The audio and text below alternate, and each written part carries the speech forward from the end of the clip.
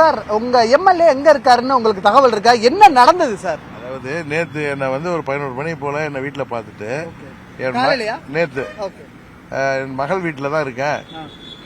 நான் நாளைக்கு பாண்டிச்சேரி போய் எங்க எம்எல்ஏக்கள் எல்லாம் சந்திச்சுட்டு நம்ம ஏடிமிகே நண்பர்கள் எல்லாம் சந்திச்சுட்டு மன்னார்குடி போயிட்டு ஒரு 2-3 நாள் கழிச்சு வரேன்னு சொன்னாரு. ஓகேன்னு அனுப்பினேன். இன்னைக்கு எனக்கு திடீர்னு இன்னைக்கு விஜயால ஒரு வேலை நிரூபிக்க முடியலன்னா நம்ம ஏடிமிகேவுக்கு கிளைம் பண்ண சொல்லணும்.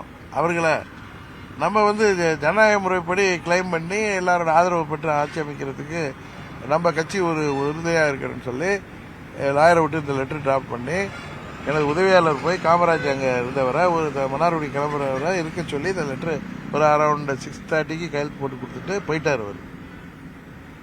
ஆனால் நான் டிவியில் பார்க்குறேன் இதை மாதிரி டிவிக்கு காமராஜ் அப்படின்னு வருது. அவர் பேர் காமராஜ், அது காமராஜ்னு வருது. காமராஜ்னா எந்த காமராஜ்னு தெரியல, ஒரு லெட்டர் வந்திருக்கு.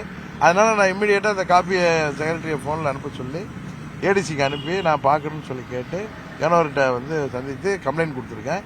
இது ஒன்று குதிரை பேரமாக இருக்கணும், இல்லை ஆள் கடத்தலாக இருக்கணும், இல்லை ஃபோர்ஜரியாக இருக்கணும். இதை சீரியஸான அலிகேஷன், இதை நீங்கள் விசாரித்து கண்டுபிடிக்கணும் அப்படின்னு சொல்லி